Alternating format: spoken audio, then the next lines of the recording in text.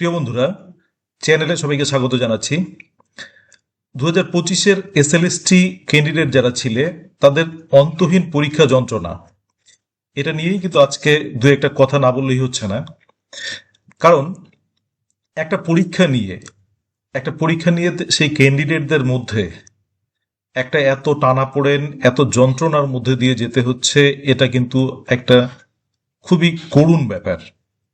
অর্থাৎ এত পড়াশুনো করার পরে, সেই চাকরির পরীক্ষা দেওয়ার পরে, সেই চাকরির পরীক্ষার মধ্যেও এত রকম সমস্যা, এত জটিলতা, এত না পাওয়া, এত টেনশনের মধ্যে থাকা, এটা কিন্তু একটা অন্তহীন পরীক্ষা যন্ত্রণা। মনে হয় এই পৃথিবীর ইতিহাসে এরকম আর কোনো অন্তহীন যন্ত্রণা নিয়ে কোনো পরীক্ষা হয়নি বা কাউকে দিতে হয়নি। আসলে একটা মনে রাখার ব্যাপার যে যন্ত্রণা, এরকম করেই সেই যন্ত্রণার মধ্যে দিয়ে এই পরীক্ষার্থীদের যেতে হয়েছিল। আরো যদি ফিরে তাকাই সেই ঘটনাগুলোর দিকে, তাহলে খেয়াল করবে 2011-তে এসএলএসসি একটা হয়েছিল, নিয়োগ হয়েছিল, কিন্তু তারপর দীর্ঘদিন থেকেই কিন্তু আর কোনো পরীক্ষা হচ্ছিল না। এর মধ্যেই একজন সরকারের বিশিষ্ট একজন ব্যক্তি তিনি বলে উঠলেন, এসএসসি কি দুর্গাপূজা নাকি যে প্রত্যেক বছর বছর হবে? অথচ একটা সময় ছিল যে প্রত্যেক বছর এসএসসি কিন্তু নেওয়া হতো এবং একটা ভালো সংখ্যায় নেওয়া হতো। স্কুলগুলোতে কিন্তু একটা ভালো পরিবেশ তৈরি হয়েছিল, কিন্তু সেই পরিবেশটা আর থাকলো না। দিন দিন সেই পরিবেশটা, রিটায়ারমেন্টের পরে অনেক টিচার থাকলেন না, তারা স্কুলগুলো টিচার শূন্য হয়ে যাচ্ছিল। তারপর 2016-তে একটা পরীক্ষা হলো এবং সেটা নিয়ে যে বিস্তর সমস্যা হলো সেটা তো আর বলার অপেক্ষা রাখে না। সেটা নিয়ে কেস হলো, অনেক যোগ্য চাকরি প্রার্থীরা চাকরি পেলেন না, অনশন হলো, অত্যাচার হলো, কেস হাইকোর্ট থেকে সুপ্রিম কোর্টে গেল। মাঝখানে মনে পড়বে এসএসসি থেকে কিন্তু একটা নোটিশ এলো যে একটা পরীক্ষা নেওয়া হবে। যারা ফ্রেশার্স, যারা চাকরি প্রার্থী, তারা আবার সবাই পড়া আরম্ভ করলো, যদি একটু বেকারত্ব থেকে তাদের রেহাই পাওয়া যায়। কিন্তু সেই নোটিশ 1 বছর পার হয়ে গেল, তারপরে আরো একটা বছর পার হয়ে গেল। আমরা এটা নিয়ে কিন্তু বারবার এটা বলেছি যে 1 বছর একটা নোটিশ পার হতে বা 2 বছর একটা নোটিশ দেওয়ার পরেও পরীক্ষা হয় না, এটা নিয়ে কিন্তু বিশাল একটা অট্টহাসিও হয়েছিল। তারপর সেই দিন আসলো, সেটা হচ্ছে 3 এপ্রিল 2025। 2016-র 26,000 চাকরি বাতিল বলে ঘোষণা করলেন মাননীয় সুপ্রিম কোর্ট এবং বলে দিলেন যে আবার পরীক্ষা নিয়ে 2016-র শিক্ষকদের নিয়োগ করতে হবে। সেই দিনটা কিন্তু শিক্ষকদেরকেও দেখতে হলো আবার। 2016 শিক্ষকরা একদিনই যেন তাদের সব কিছু হারিয়ে ফেলল। সরকার থেকে ঘোষণা করা হলো যে 31শে ডিসেম্বর পর্যন্ত ওদের বেতন দেওয়া হবে। এতে সাময়িক সমস্যা মিটলেও কিন্তু কোনো দীর্ঘস্থায়ী সমাধান এলো না, আজও আসেনি। এবার প্রশ্ন উঠলো যে 2016 শিক্ষকরা শুধু পরীক্ষা দেবে, না অসংখ্য বেকার যুবক যুবতীরা যারা এতদিন ধরে পরীক্ষার অপেক্ষা করছিল তারাও পরীক্ষায় বসবে? দুটো আলাদা পরীক্ষা হবে না একটি পরীক্ষা হবে?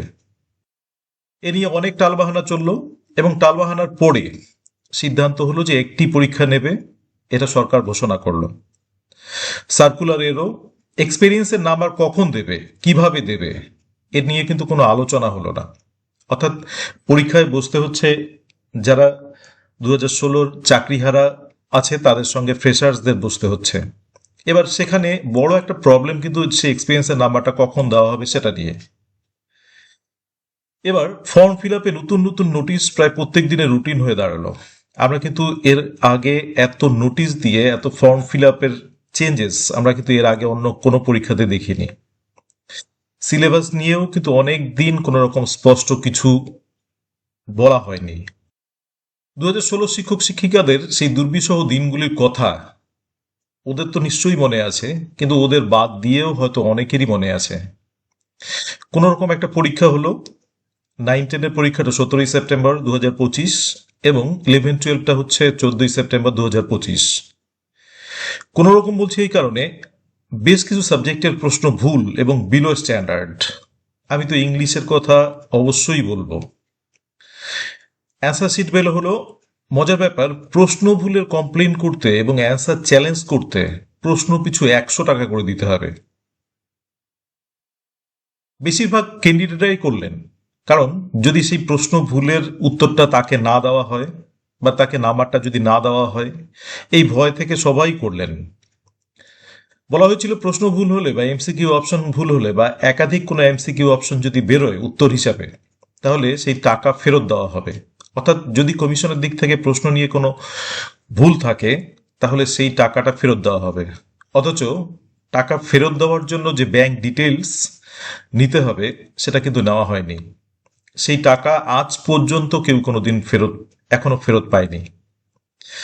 এরপর অ্যান্সার শিট বেরোনোর পরে স্কোর কার্ড দেওয়া হলো। স্কোর কার্ডেও অনেকের নাম্বার ভুল এলো। অভিযোগ জানানোর একটা ইমেল দেওয়া হয়েছিল, অভিযোগ জানানো হলো, ইমেল করা হলো, কিন্তু সেই অভিযোগের ইমেল আজ পর্যন্ত কেউ পেয়েছে কিনা কেউ জানে না। প্যানেল বের হওয়ার সাথে সাথে ফ্রেশার্স ক্যান্ডিডেটরা বুঝতে পারলো যে তাদের সাথে বড় একটা প্রতারণা হয়েছে। বেশ কিছু সাবজেক্টে 11-12 ফ্রেশার্স ক্যান্ডিডেটরা চান্সই পায়নি, কারণ অভিজ্ঞতার নাম্বার আগে যোগ হয়েছে। তাই সাইটের মধ্যে লিখিত পরীক্ষা হলেও সাইট পেয়েও অনেকে চান্স পায়নি। কোনো কোনো সাবজেক্টে কাট আপ 65 থেকেই শুরু হয়েছিল। এবার তাহলে তাদের এই পরীক্ষাটা নেওয়া হলো কেন? যদি সাইটের মধ্যে অভিজ্ঞতার নাম্বারটা দিয়েই বের করা হয়, তাহলে তাদের পরীক্ষা নেওয়া হলো কেন? তাদেরকে শুধু টাকাটা তোলার জন্যই পরীক্ষা নেওয়া হয়েছিল? এই প্রশ্ন কিন্তু ফ্রেশার্সদের মধ্যে উঠতে শুরু করলো। ফ্রেশার্সরা বারবার বলছিল যে আলাদা পরীক্ষা নেওয়ার কথা, শোনা হয়নি। 2016 টিচাররাও বললেন যে আলাদা পরীক্ষা নেওয়ার কথা, সেটাও কিন্তু তখন শোনা হয়নি। ভেরিফিকেশন ইন্টারভিউ হচ্ছিল না।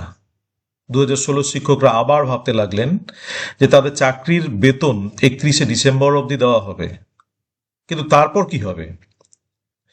সেই চাকরির বেতনটা 31শে সেপ্টেম্বর অবধি আবার সুপ্রিম কোর্টে অ্যাপিল করে বাড়ানো হলো যে 31শে সেপ্টেম্বর অবধি তাদের আবার বেতন দেওয়া হবে। কিন্তু বেতন নিয়ে স্কুল না গিয়ে টিচারদের মধ্যে যে সেই যন্ত্রণাটা কিন্তু কোনো সুরাহা তখন অবধি হয়নি। কিন্তু ভেরিফিকেশন ইন্টারভিউ নিয়ে সেই টালবাহানা চলতেই লাগলো। ভেরিফিকেশন বা ইন্টারভিউয়ের এক এক রকম পদ্ধতি বা কি হবে, কিভাবে ইন্টারভিউটা হবে, সেগুলো নিয়ে কিন্তু চলতেই থাকলো এবং সেটা একটা দীর্ঘমেয়াদী প্রসেসে চলতে থাকলো।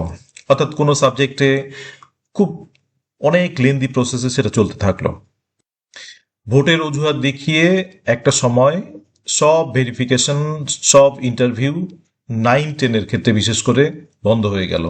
যদিও 11-12 ভেরিফিকেশন এবং ইন্টারভিউ নিয়ে তাদের নিয়োগ প্রক্রিয়াটা এগিয়েছিল, কিন্তু 9-10 সব রকম ভেরিফিকেশন ভোটের অজুহাত দেখিয়ে, ইন্টারভিউ দেখিয়ে বন্ধ হয়ে গেল।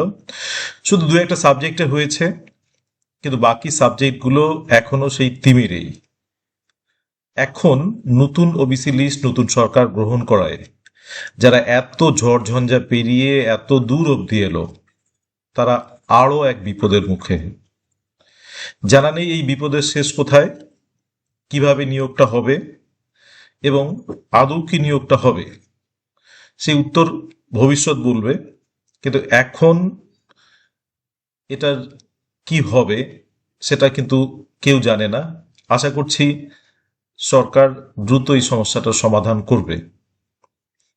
এই অসহ্য একটা পরীক্ষা যন্ত্রণা থেকে 2025-এর পরীক্ষার্থীদের মুক্তি দেবে এবং যোগ্য চাকরি প্রার্থীদের নিয়োগ দেবে।